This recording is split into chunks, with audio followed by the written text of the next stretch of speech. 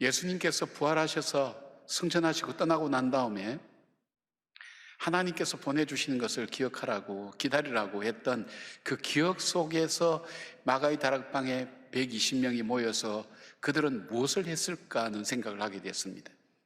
우리는 성경에 이미 해답이 나와 있기 때문에 결과와 이렇게 과정도 알고 있기 때문에 다 아는 것처럼 생각되지만 그 사람들에게는 이거 심각한 문제일 거예요. 왜냐하면 절망과 희망이 교차되는 순간이고 기회와 그리고 고난이 교차되는 순간이기 때문에 정말 예수님께서 보내주시는 바로 그 성령님, 그것을 기다리라 그럴 때 막연히 뭘 하라고 이렇게 얘기를 하지 않았어요. 기다리라고만 얘기했어요. 바로 예수님께서 기다리라고 할 때 이들은 어떻게 했는가 할 때 바로 그들은 기도를 선택했습니다. 가장 절망적인 순간이면서도 가장 많은 기회의 여러 가지 길들이 열려지는 그 순간 그들이 선택했던 것은 기도였습니다. 그러면 그 생각을 했어요. 기도를 했다면 대체 무슨 기도를 했을까? 하나님, 우리 예수님이 부활했습니다, 안 계십니다, 뭐 보내준다 그랬는데 빨리 보내주십시오, 그 기도할까요? 물론 하겠죠.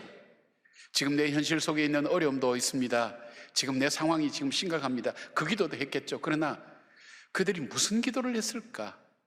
주님께서 하신 말씀을 그들이 기억하면서 기다리면서 그들이 했던 기도가 뭘까? 어쩌면 오늘 우리가 이 위기 속에서 해야 될 기도가 그들의 기도가 아닐까 하는 생각을 했습니다. 근데 주기도문의 유대적 배경이라는 책을 쓴 브래더 영 박사에 의하면 헬라 원어적으로 볼 때 바로 이 이스라엘 120명의 사람들이 했던 기도는 그냥 프레이어, 기도가 아니라 더 프레이어, 쉽게 말씀드리면 주님께서 가르쳐 주신 주기도문을 기도했다는 것입니다. 왜일까요?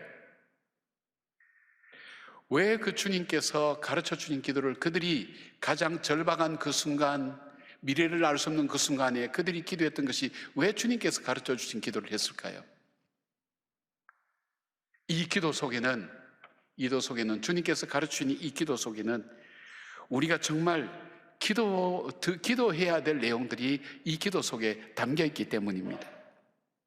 우리는 주로 우리의 문제를 따라 기도합니다. 우리의 상황을 따라 기도합니다. 그러나 정작 우리의 삶을 진짜 지배하고 우리의 삶에 영향을 주는 가장 소중한 것들, 어떤 상황 속에서도 우리가 기도해야 될 귀중한 것들을 우리는 알지 못하는 것입니다. 우리가 알지 못하는 것을 주님이 가르쳐 주신 기도 속에 담아서 우리에게 말씀해 주신 것입니다. 주기도문이 담고 있는 기도의 형식과 내용과 순서에도 우리는 탁월하지만은 무엇보다도 주기도문 속에는 우리가 놓치기 쉬운 우리 삶의 가장 중요한 주제들이 담겨 있기 때문입니다. 저와 여러분을 살리고 교회를 살리며 내 삶의 가장 중요한 순간에 드려야 할 기도의 내용이 바로 이 주기도문 속에 담겨 있기 때문입니다. 우리가 해야 될 기도가 주기도문 속에 있는데 그 기도의 내용이 뭘까요? 첫 번째는 주님께서 가르쳐 주신 기도에는 관계에 대한 중요한 것을 기억하고 기도하게 해줍니다. 관계에 대한 것. 인간이 살아가면서 관계가 얼만큼 중요한가는 여러분도 잘 아실 겁니다. 그러나 막상 이것을 가지고 이것이 기도 제목이다 하고 생각하는 분들은 그렇게 많지는 않을 겁니다. 미국의 카네기 공과대학에서 실패한 사람 10,000사람을 뽑았습니다. 가정생활, 직장생활, 사회생활에 실패한 사람 10,000사람을 뽑아서 이 사람이 왜 실패하게 되었는가를 집중적으로 연구하게 되었습니다. 근데 아주 재미있는 통계가 나왔어요. 이 사람들이 실패한 이유가 85%가, 그러니까 10,000명 중에 8,500명이 인간관계에 실패했다는 겁니다. 인간관계에 실패하면서 그들은 가정생활과 직장생활과 그들의 사회생활 속에 실패했다는 것입니다. 15%만이 재정이 약했다거나 지식이 없었다거나 아니면 주요 환경이 열악해서 실패한 그것이 이유지 실제적으로는 인간관계라는 것입니다. 하나님은 우리가 인생을 살아가면서 가장 소중하게 기도해야 될 주제가 무엇인지 알고 계시죠? 바로 주님은 우리에게 관계야말로 참으로 중요하다는 것을 말씀해 주고 있습니다. 그럼에도 불구하고 우리는 이 관계가 우리의 기도의 주제로 별로 잘 등장되지는 않습니다. 문제 있는 관계, 인간관계에 어려움이 생기면 기도해도 우리가 그보다 훨씬 더 폭넓은 관계가 오늘 내 인생을 만들어 간다는 생각을 우리는 별로 하지 않기 때문입니다. 하나님과의 관계, 사람들과의 관계, 자연과의 관계, 사단과의 관계, 우리 영적인 존재이기 때문에 사단과의 관계, 물질이나 지식이나 명예나 지위와 관련된 일들이 얼마나 우리에게는 많이 있습니까? 그 중에서도 하나님과의 관계는 모든 관계의 중심이면서 우선이면서 이 관계는 모든 관계를 질서 있게 만드는 굉장히 중요한 관계인 것을 말씀하고 있다는 것입니다. 그래서 먼저 하늘에 계신 우리 아버지를 부르게 하고, 그리고 가장 가까운 호칭인 아버지라고 부르게 하면서 하나님과의 관계가 우리가 어떻게 정립되어야 될 것인가 하는 것을 이 기도는 시작하면서 우리에게 알려주고 있습니다. 우리는 인생을 살면서 관계를 맺어야 할 것과 맺지 말아야 할 것에 대해서 분별하는 것이 얼만큼 중요하다는 것을 알게 됩니다. 잘못된 사상과 만났습니다. 잘못된 친구를 만났습니다. 잘못된 환경을 만났습니다. 우리에게 주어진 이 모든 것들이 잘못되게 될 때, 잘못 관계를 맺을 때에 우리의 인생은 치명적으로 실패할 수밖에 없다는 것입니다. 여러분, 말씀드린 것처럼 요셉은 어떠했습니까? 그는 가정 안에서 잘못된 형제들을 만났습니다. 형제들한테서 팔렸습니다. 그러나 그 형제들과 바른 관계를 맺었습니다. 왜요? 하나님과의 관계가 바로 맺어지니까 그 자기를 팔아버린 형제들과 바른 관계를 맺었습니다. 바른 관계를 맺기 위해서 요셉이 한 것이 뭡니까? 용서입니다. 보디발의 아내가 유혹에 왔습니다. 얼마나 자기에게 감미로운 유혹이었을까요? 그러나 그와 바른 관계를 맺었습니다. 해서는 안 될, 불륜을 저질러서는 안 될 그 관계를 그는 정리했습니다. 맺지 말아야 될 관계를 그는 분별하고 하지 않았던 겁니다. 바로와의 관계를 바로 맺었습니다. 그래서 바로 왕으로부터 인정과 사랑도 받았습니다. 감옥에 가서도 간수들과 죄인들과의 관계도 바로 맺었습니다. 더 나아가서 흉년이 올 때에 어떻게 그가 대해야 될지, 풍년이 올 때 어떻게 될지 아는 그 관계도 그는 알고 있었습니다. 바른 관계를 할 때에 그 인생의 불행과 어려움과 시련이 닥쳐왔지만 그것에 휩쓸리지 아니하고 자기 길을 걸어갈 수 있었던 요셉의 삶을 보십시오. 관계의 축복이 얼만큼 중요한가. 요셉은 단순한 관계뿐 아니라 그 관계를 축복의 관계로 만들어서 결국은 하나님의 거룩한 축복의 역사가 이어지도록 만든 것을 보게 됩니다. 사랑하는 여러분, 우리는 가까이 해야 될 것과 멀리 해야 될 것, 사랑해야 될 것과 미워해야 될 것, 품어야 될 것과 버려야 될 것, 수없는 인생의 갈림길 속에 우리는 서 있습니다. 문제는 이 관계에 대해서 우리가 능력으로 분별하거나 이것을 잘 분류해낼 줄 아는, 컨트롤할 수 있는 능력이 우리들 속에 없다는 것입니다. 가까이 할 것을 멀리하게 되고, 멀리할 것을 가까이 하게 되고, 미워해야 될 것을 사랑하게 되고, 사랑해야 될 것을 미워하게 되고, 품지 말아야 될 것을 품고 있고, 품어야 될 것을 품지 못하는, 분별력 없고 지혜롭지 못하는 그런 일들이 우리의 관계 속에서 얼마나 많이 나타나고 있습니까? 그러나 하나님과의 관계가 바로 정립되면 우리는 무엇을 맺지 말아야 될 것인지, 맺어야 될 관계인지, 그 관계는 어떻게 해야 될 것인지, 가까이 할 것인지 멀리 할 것인지, 사랑할 것인지 미워할 것인지에 대한 그 분별이 이 기도 속에, 하나님과의 관계 속에서 이루어지는 것을 보게 됩니다. 죄악과의 관계 때문에 시작된 우리 인생의 비극의 역사는 우리 고통의 현실이 되어 있지 않습니까? 사랑하는 여러분, 누구와 어떤 것과 무슨 관계를 맺어야 될지에 대한 지혜와 능력이 어디서부터 나옵니까? 바로 하나님께로부터 나옵니다. 바로 그것을 기도하도록 주기도문은 우리에게 일깨워주고 깨닫게 해주시고 그것을 기도하게 하는 것입니다. 예수님은 지금 겟세마네 동산에서 가장 어려운 순간과 절체절명의 시간을 보내고 있습니다. 그런데 여기에서 예수님은 이 어려움 앞에 어떤 관계를 맺고 가야 될지에 대한 지혜와 분별력과 능력을 이 기도를 통해서 얻고 있습니다. 그래서 가장 피하고 싶었던 십자가 길로 가게 됩니다. 왜냐하면 하나님과의 관계가 가장 중요하고 우선순위의 관계였기 때문입니다. 그래서 가장 피하고 싶고 고통스러운 길이었지만 하나님께 순종하는 길을 선택합니다. 하나님의 길을 순종하게 될 때 하나님께서 그를 가장 높이실 뿐 아니라 그를 통해서 하나님의 구원의 계획이 이루어지는 것을 보게 됩니다. 여러분, 우리가 주기도문을 찬양할 때나 기도할 때 우리가 흔히 잊어버리기 쉬운, 우리 인생을 살아가며 오늘도 수없는 관계 속에서 내가 어떻게 이 관계를 맺어가야 될 것인지 주님은 관심을 갖고 우리에게 바라보시고 우리에게 그것을 위해서 기도하기를 원하고 계신다는 것을 여러분이 기억하시면서 기도하는 그런 지혜로운 분별력 있는 여러분의 기도의 사람 되시기를 주의 이름으로 축원합니다. 주기도문에 담겨 있는 두 번째는 무엇입니까? 우리 인생에 시험과 고통이 있다는 것을 기억하고 이겨내라는 것을 말씀하고 있습니다.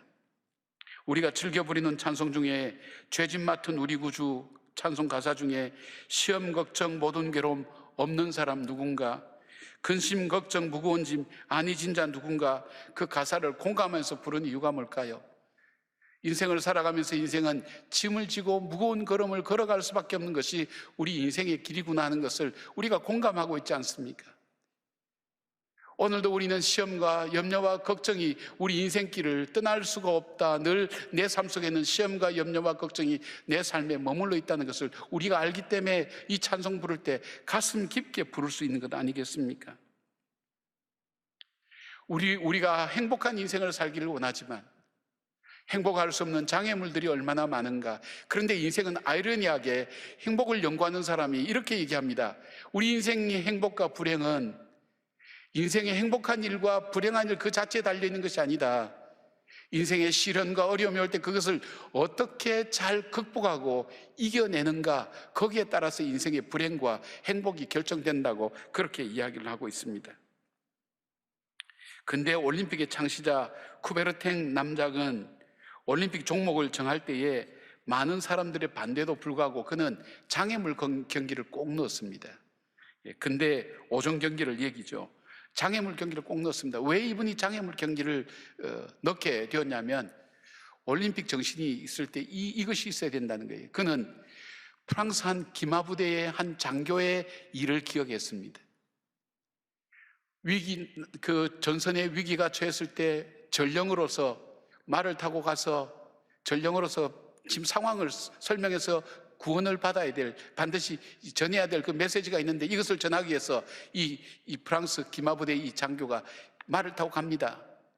그 적들이 나타나서 할 때 그 말 위에서 싸우다가 말이 죽고 나니까 그가 말에서 내려서 그리고 이 병사들 사이를 헤치면서 싸우면서 헤쳐나서 자기 길을 갑니다. 앞에 강이 나타나니까 수용을 하면서 수용해서 결국은 바로 그 본부에 다다와서 그 전령을 전하는 모습을 봤습니다. 이 쿠베르탱 남작의 마음속에 저게 인생이야.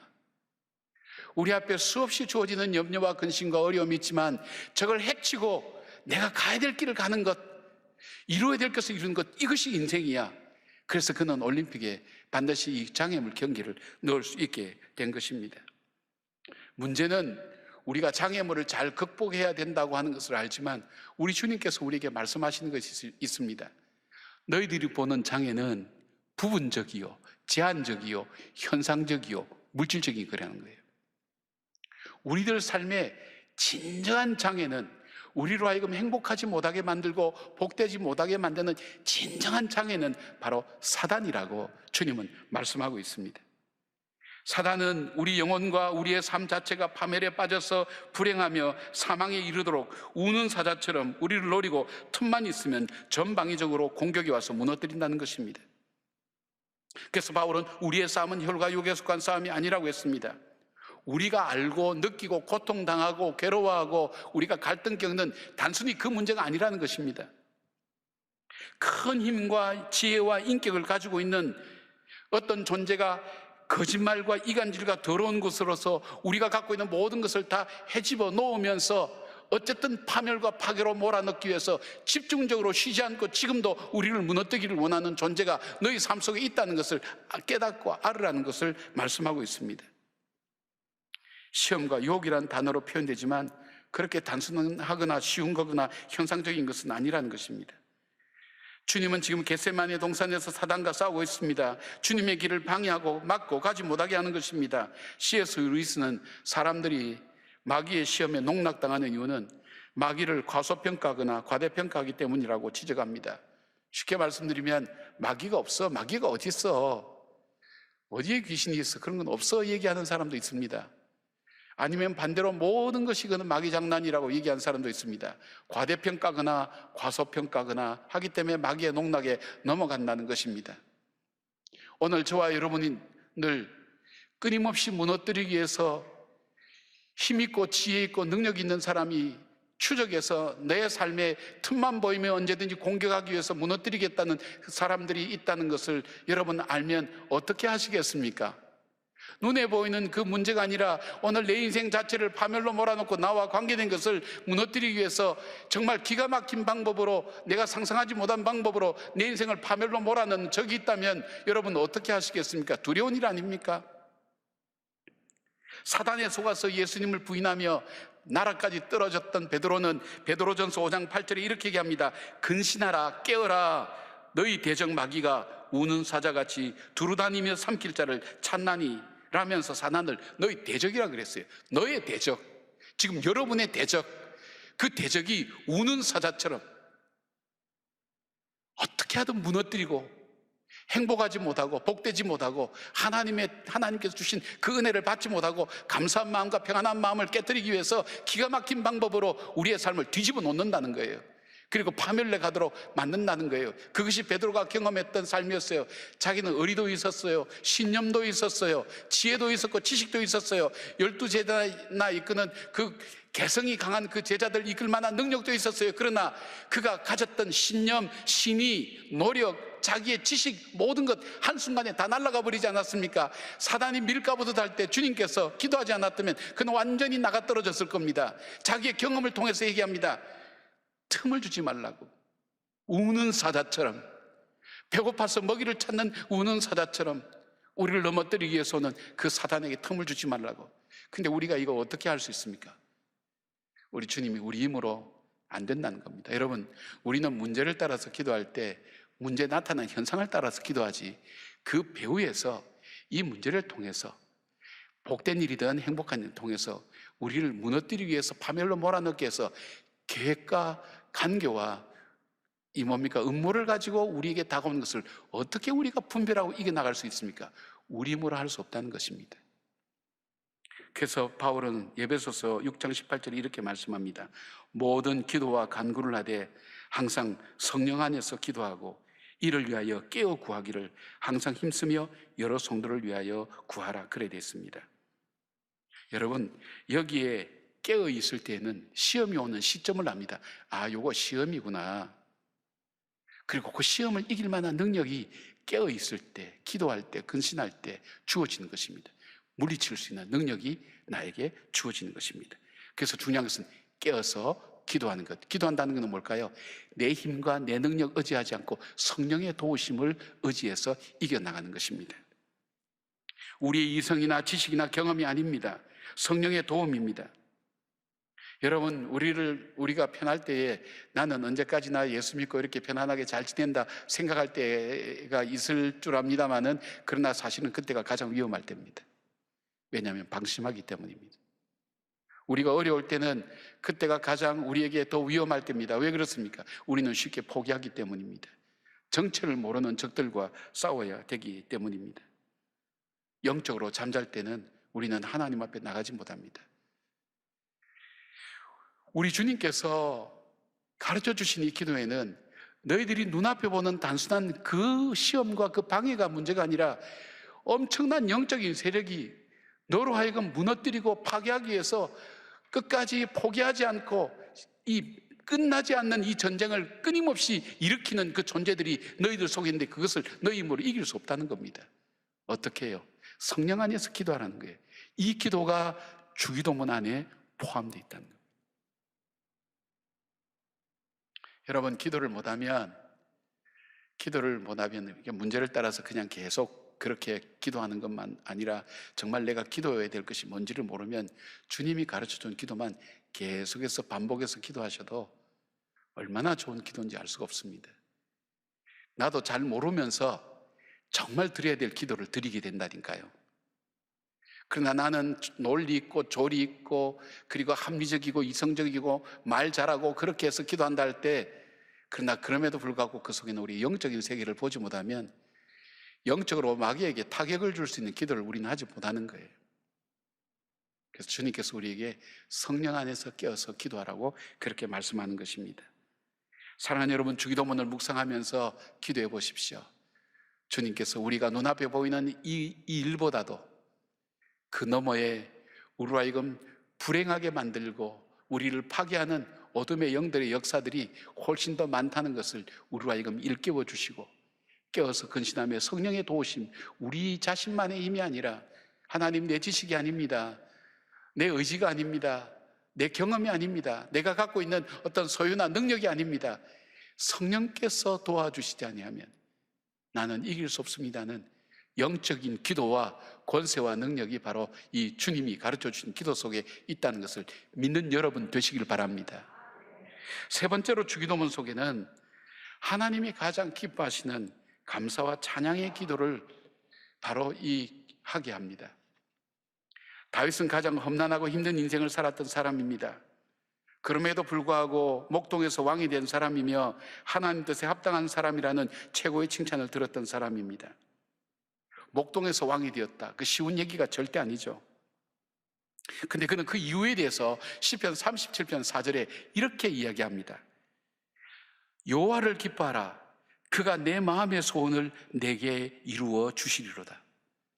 놀라운 결론입니다. 여러분과 저는 다 마음의 소원을 갖고 계십니다. 지금 그 소원을 이루기 위해서 우리는 달려갑니다. 거기에 목표를 가지고, 생각을 가지고, 마음을 가지고 정성을 기울입니다. 그런데 우리가 갖고 있는 마음의 소원을 가지고 그렇게 나가도 그것이 이루어집니까? 다윗은 이렇게 얘기합니다.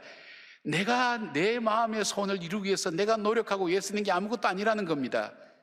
진정 내 마음의 소원을 이룰 때는 바로 전능하신 하나님을 기쁘시게 하는 그 삶을 살 때 그 하나님이 이루어 주시는 삶, 그것이 바로 내 마음의 소원을 이루는 방법이더라는 것입니다.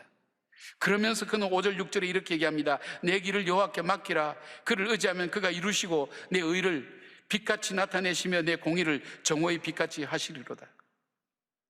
주기도문은 찬양으로 시작해서 찬양으로 마치게 됩니다. 찬양이 어디서 나오지? 주기도문에서는 그냥 하늘에 계신 우리 아버지, 그리고 뭐 영광과 뭐 모든 것이 주께 있나이다, 뭐 그것밖에 없잖아. 그런데 여러분, 이 찬양이라는 단어를 생각하시면 알게 될 겁니다. 이 찬양 중에는 히브리어로 세 가지 단어가 나오는데 할랄이라는 표현이 있습니다. 할랄이라는 표현은 마음을 고양시키다, 소리를 높이다, 고함치다, 자랑하다, 이런 뜻은 뭘까요? 목소리를 높여서 하나님을 찬양하는 걸 말합니다. 바라크가 있습니다. 이 말은 축복하다, 하나님께서 성공과 번영과 기름짐을 위한 권능의 근원임을 선포하다, 잠잠해지다, 바로 이 뜻 속에는 모든 복의 근원이 하나님께 있다는 것을 인정하고 선포하는 겁니다. 그 다음에 샤바라는 것이 있습니다. 이것은 칭찬하다, 큰 소리로 말하다, 외치다는 것입니다. 뭘 말합니까? 하나님께서 행하신 일들, 내 인생에 행하신 일들, 우리에게 행하신 일들이 하나님 옳습니다, 하나님 잘하셨습니다, 하나님이 바르게 하셨습니다, 이렇게 인정해 드리는 겁니다. 여러분, 우리 사람에게서 사람의 마음을 가장 감동스럽게 하는 게 뭔지 압니까? 인정하는 것과 사랑해 주는 것, 그때 사람이 변화되는 겁니다. 그래서 하나님께서는 이렇게 말씀합니다. 하나님 기뻐하시는 것이 뭡니까? 하나님이 살아계시다는 것, 이 자리에 하나님이 임재하시고 살아계시고 내 기도를 듣고 계신다는 것을 내가 마음으로 진심으로 믿는 겁니다. 그리고 그 하나님을 찾는 자에게 상 주신 이심을 믿는 자를 하나님이 기뻐하신다고 그랬습니다. 그러면 바로 하나님을 찬양한다는 게 뭘까요? 하나님 잘하셨습니다, 나 같은 인생을 구원해 주신 것 하나님 귀한 일입니다, 하나님은 놀라운 분입니다, 하나님은 정말 나의 아버지 되십니다, 하나님께서 내 인생 속에 행해오신 것을 인정하고 고백하는 이것이 주님을 향한 찬양입니다. 근데 하나님이 이걸 너무 기뻐하시는 거예요. 이 기뻐하시는 이 기도가 이 주기도문 속에 들어있는 겁니다. 사랑하는 여러분, 오늘 우리가 이 어려운 이 시대를 지내면서 우리가 할 수 있는 가장, 내가 나를 돌아볼 때도 참 잘했다 할 수 있는 일이 뭘까요? 바로 기도하는 일일 것입니다. 하나님이 가장 기도하기를 원하시는 그 기도 제목을 붙들고 함께 기도하는 우리 성도들이 될 때에 주님께서 우리의 기도를 마중물 삼으셔서 정말 우리를 긍휼히 여기시고 이 한국 민족을, 저 북한에 있는 우리의 동포들까지도 함께 한 나라 한 민족이 되어서 정말 열방 가운데 축복의 통로로 쓰임받는 그런 나라가 될 수 있도록 여러분의 기도를 주님은 지금도 구하고 계십니다. 초청하고 계십니다. 기도의 자리로 여러분을 초청합니다.